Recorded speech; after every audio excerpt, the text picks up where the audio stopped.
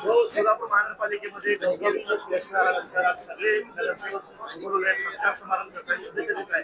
काय बनवलं नाही, आज वास्तविक पाहता मनापासून आनंद होतो की जे उद्दिष्ट ठेवून भारतीय जनता पक्षानं सोलापूर शहरामध्ये काम केलं आणि त्या उद्दिष्टाची पूर्ती आज झालेली आपण सगळेजण पाहतोय.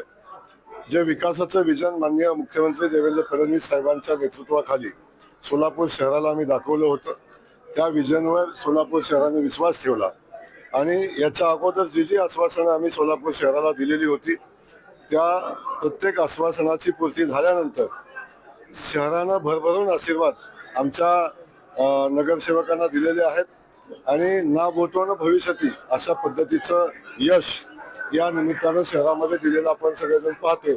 त्यामुळं आज आनंदाचा दिवस आहे आणि सगळ्या आमच्या नगरसेवकांना या निमित्तानं एकत्र बोलवणं, त्यांच्यासोबत चर्चा करणं आणि त्यांच्यासोबत स्नेहभोजन घेणं आणि त्याच वेळी आमच्या पत्रकार बांधवांच्या सोबत स्नेहभोजन घेणं हे वास्तविक आता आजच्या कार्यक्रमाचं नियोजन आहे. याच्याविषयी वेगळं कुठलंही नियोजन आज नाही. जिल्हा परिषद लगेच दुसरी मोहीम आलेली आहे, आता समोर जिल्हा परिषदेची कशी आखणी आहे?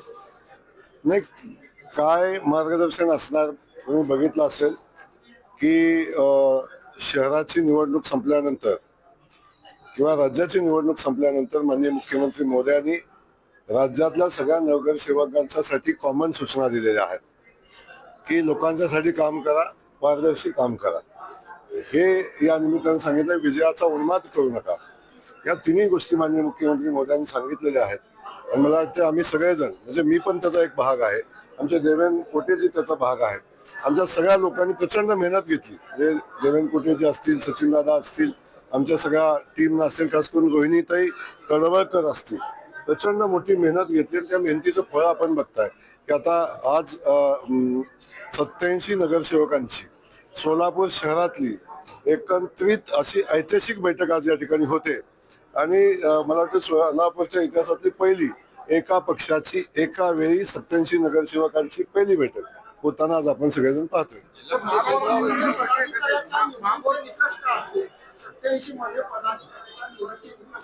आता आजचा विषय पदाधिकारी निवडीचा नाही, निकष ठरवण्याचा नाही, महापौर ठरवण्याचा नाही, स्वीकृत ठरवण्याचा नाही. आज फक्त आणि फक्त स्नेहभोजन आणि सगळ्यांनी एकत्रित येऊन आनंद साजरा करणं याच्या पलीकडचा कुठलाही विषय आजच्या बैठकीमध्ये नाही.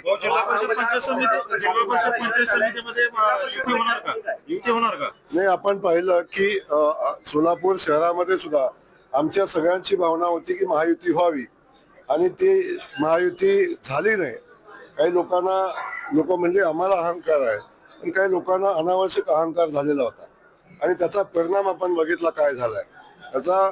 म्हणून या लोकांच्या अहंकारापोटी MIM हा विरोधी पक्ष म्हणून आपल्या समोर आला. तेव्हा भारतीय जनता पक्षाने पहिल्या दिवसापासून जी ठाम भूमिका ठेवली होती की आम्हाला महायुती म्हणून लढायचे, परंतु महायुती कुणामुळे झाली नाही हे बघितलं आणि महायुती न करण्याची फळंही त्यांनी बघितलेली आहेत.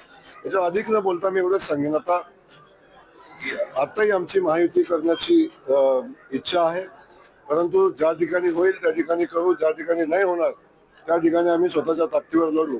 आणि आजही आमचा संकल्प आहे, अब की बार जिल्हा परिषद में बीजेपी सरकार. मी आज सरकारचं सांगितलंय, सरकार आणण्यासाठी जो आकडा लागेल तो आकडा घेऊन येणार आणि जिल्हा परिषदेमध्ये भारतीय जनता पक्षाचा झेंडा फडकलेला आपल्याला दिसेल. अशी परिस्थिती आहे की दोन्ही राष्ट्रवादी जे आहेत ते एकत्रितपणे लढतायत, त्यांनी तशा अधिकृत घोषणा केलेल्या आहे. याचा परिणाम भाजपला किंवा आपल्या एकंदरीतच उमेदवारांवरती होईल का, काय वाटतं? भारतीय जनता पक्ष या सगळ्यांच्या विरोधात खूप पूर्वीपासून लढत आलेला आहे. आता महायुतीमध्ये त्यातला एक घटक महायुतीमध्ये अजितदादांच्या रूपानं आहे.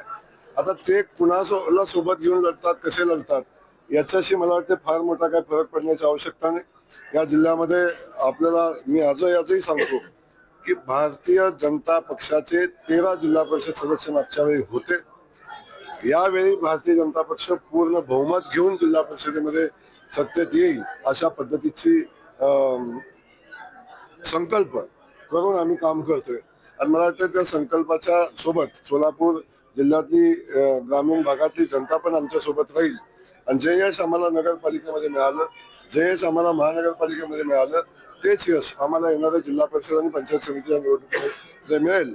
आणि बहुतांश सदस्य हे भारतीय जनता पक्षात निवडून येतील. संजय मामा शिंदे सुद्धा आपल्या संजय मामा शिंदे भेटून गेलेले आहेत आपल्याला. ती हरतेली पार्टी जिंकली त्याच्यावर बापू असं म्हणतायत की यश पचवता आलं पाहिजे, लोकांना अजून यश पचवता येत नाही. आता आपल्याला माझं एवढंच सांगणं आहे की आज आनंदोत्सव साजरा करतो. कोणाला काय वाटतं याचा विचार करणं मला उचित वाटत नाही. भारतीय जनता पक्षाच्या या निवडणुकीमध्ये माझ्या भारतीय जनता पक्षाच्या कार्यकर्त्यांनी मनापासून मेहनत घेतली, माझ्या सहकार्याने मेहनत घेतली. आणि ती मेहनत घेत असताना काहींनी केली, काहींनी नाही केली, हा विषय वेगळा जातो. परंतु भारतीय जनता पक्षाच्या सगळ्याच कार्यकर्त्यांनी ताकदीने मेहनत घेतली. आणि आजचा दिवस मला वाटतं या सगळ्यावर चर्चा न करता आजचा दिवस हा आनंदोत्सव साजरा करण्याचा आणि जे बांधव आमचे निवडून आले त्यांचा स्वागत सन्मान करण्याचा दिवस आहे. त्यामुळे अधिक याच्यावर चर्चा होणं आज उचित. करमाळ्यामध्ये भाजप आणि राष्ट्रवादी काँग्रेसची युती होते.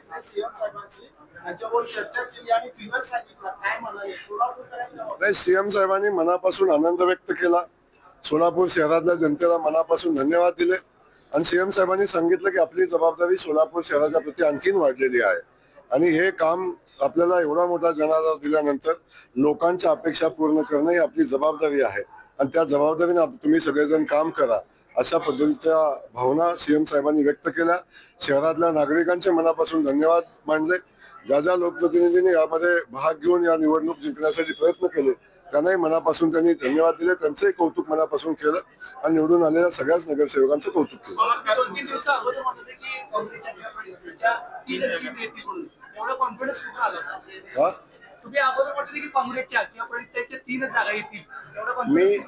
मी जमिनीवर काम करत होतो.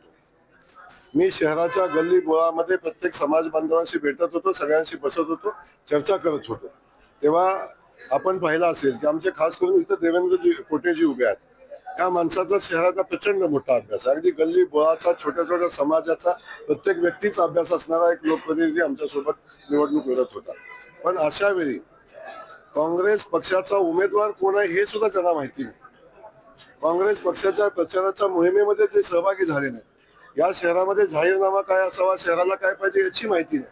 अशी माणसं दिल्लीत बसून जेव्हा या निवडणुकीचं नियोजन करतात तेव्हा याच्यापेक्षा चांगला निकाल येऊ शकत नाही माझी खात्री होती. आणि त्यामुळे ती माझी खात्री मी व्यक्त केली. त्याचबरोबर ते असं म्हणतात की झुकना हमारे फितरत नहीं, 2 कदम पीछे हटे अगली छलांग लगाने को. तो 2 कदम पीछे नहीं हटे है, 2 कदम पीछे नहीं हटे, 50 कदम नीचे गिरे है, पर फिर भी गिरे तो भी टांग ऊपर, अशा पद्धतीची भूमिका घेऊन जर आपण बोलणार असू तर मला वाटतं याच्यापेक्षा वेगळं काय असू शकतं. माझं काहीच म्हणणं नाही.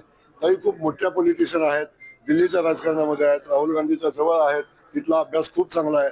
आणि अशी एक नेता शहराला मिळाल्या की जे दिल्लीत बसून शहरातलं काम करतात, शहराच्या सगळ्या व्यवस्थेवर लक्ष ठेवतात. त्यामुळे एवढी दूरदृष्टी असलेल्या नेत्या या शहराला मिळाल्याचा आनंद आहे.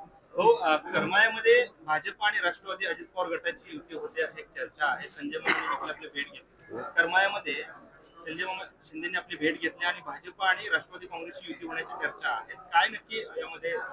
नाही, आमच्या दोघांच्या युतीचा प्रस्ताव समोर आला आणि आमची साधक बाधक चर्चा झालेली आहे. अंतिम निर्णय उद्या होईल. परंतु करमाळ्यापुरता जो विषय आहे तर आम्ही सोबत लढण्याचा निर्णय करतोय, अजून झालेला नाही. जर सगळं व्यवस्थित झालं तर करमाळ्यापुरता आमचा निर्णय होईल.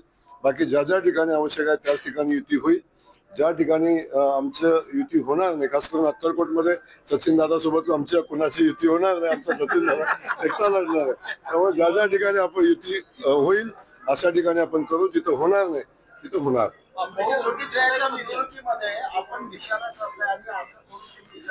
ट्रिगर नेमकं कोणावर होतं? ट्रिगर नेमकं कोणावर? माझा ट्रिगर कुणावर होतोय सोलापूरच्या जनतेला माहिती आहे, पत्रकारांना माहिती असायलाच पाहिजे होतं असं माझं मत आहे.